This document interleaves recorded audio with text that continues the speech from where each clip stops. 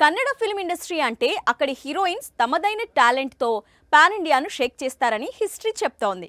కానీ ఓ కన్నడ హీరోయిన్ ఎవరూ ఊహించని పని చేసి సేమ్ పాన్ ఇండియాకు షాక్ ఇచ్చింది. తన గ్లామర్తో బిగ్ స్క్రీన్ పైనే కాదు, పెద్ద క్రైమ్ సీన్కు కేర్ ఆఫ్ అడ్రస్గా మారింది. ఇంతకీ ఎవరి రన్యారావు?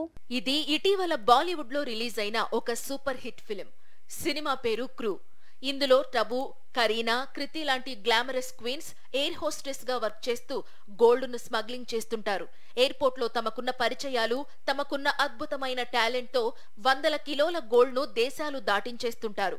ఈ లైన్ సినిమాలో వీరి పెర్ఫార్మెన్స్ ఆడియన్స్ కు బాగా నచ్చింది. సినిమా సూపర్ హిట్ అయింది. ఇప్పుడు ఇలాంటి స్టోరీనే కన్నడ నటి రన్యారావు రిపీట్ చేసింది. దుబాయ్ నుంచి బంగారం అక్రమంగా తరలిస్తూ పట్టుబడింది. కోర్టు రన్యాకు జ్యుడిషియల్ కస్టడీ విధించింది. సీనియర్ ఐపీఎస్ అధికారి రామచంద్రరావుకు అత్యంత సన్నిహిత బంధువు రన్యారావు. అసలు పేరు హర్షవర్ధిని యజ్ఞేష్. 2014లో మాణిక్య అనే సినిమాతో వెండితెరకు పరిచయమైంది.